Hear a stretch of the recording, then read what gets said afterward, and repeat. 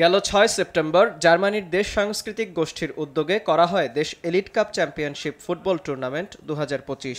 জার্মানিতে বসবাসরত বাংলাদেশি তরুণদের মধ্যে সাংস্কৃতিক বন্ধন ও খেলাধুলার চেতনা সুদৃঢ় করতেই অনুষ্ঠিত হয় এই টুর্নামেন্ট। জাতীয় সঙ্গীত পরিবেশন ও বেলুন উড়িয়ে করা হয় টুর্নামেন্টের আনুষ্ঠানিক উদ্বোধন। খলিলুর রহমান রতনের পরিচালনায় টুর্নামেন্টের সার্বিক পরিচালনায় ছিল ফ্র্যাঙ্কফুর্ট টাইগার্স। এছাড়া পুরো টুর্নামেন্টের সহযোগিতায় ছিল জার্মানির বাংলাদেশ কমিউনিটি।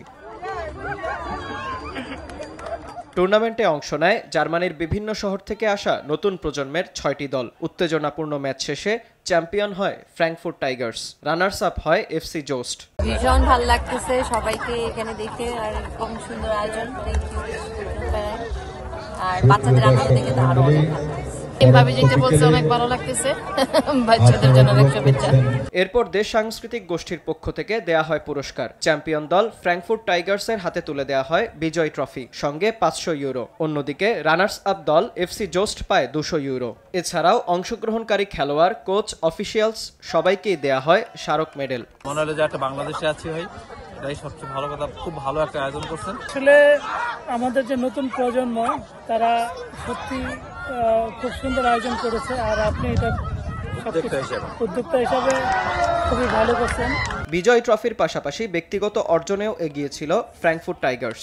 অসাধারণ পারফরমেন্স করে নাভিদ জাফর জিতে নেন টুর্নামেন্টের সেরা খেলোয়াড়ের খেতাব। সেরা গোলরক্ষকের পুরস্কার পান সামি কবির। সাভি জাফর পান সর্বোচ্চ গোলদাতার পুরস্কার। এছাড়া প্লেয়ার অব দ্য ফাইনাল হন আসিফ আলাউদ্দিন। তবে ফেয়ার প্লে ট্রফি নিজের করে নেয় এফসি জোস্ট দলের ফুয়াদ। কেমন লাগছে? অনেক ভালো। কেমন লাগতেছে তোমার? অনেক ভালো লাগছে। অনেক ভালো লাগতেছে। বাচ্চাদের সবচেয়ে আমরা আসছি। সফল এ টুর্নামেন্ট আয়োজনের মধ্য দিয়ে জার্মানিতে বাংলাদেশি সম্প্রদায়ের মধ্যে সৌহার্দ্য ও সম্প্রীতির বন্ধন আরও দৃঢ় হবে বলে আশা দেশ সাংস্কৃতিক গোষ্ঠীর।